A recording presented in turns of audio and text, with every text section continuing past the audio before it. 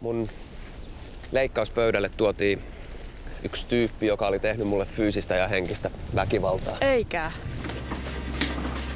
Miksi et sä kertonut mulle, että Mia on ottanut yhteyttä? Häh? Mitä sä oikein ajattelet? Aki, auta! Se tulee! Mitä?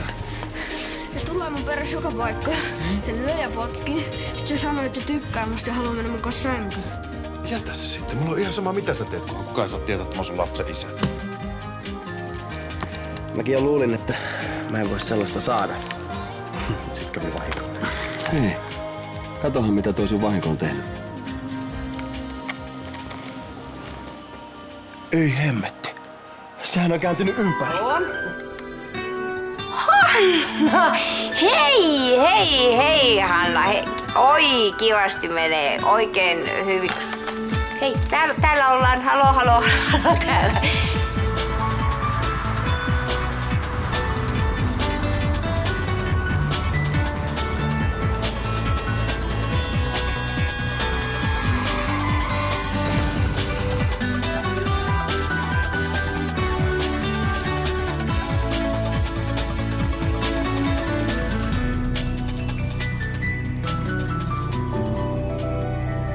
Hyvästä.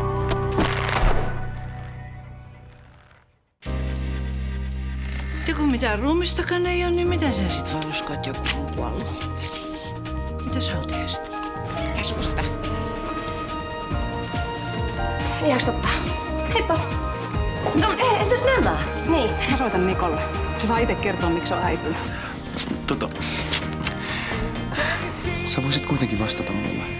Mä taisin nyt unohtaa koko kysymyksen. Muutat sä Saulin kanssa mun valojat?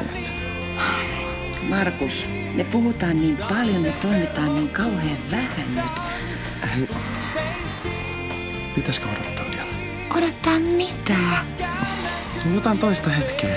Jos me odotetaan vielä hetkeäkään, niin me ollaan kohta molemmat luostarissa. En tahdo.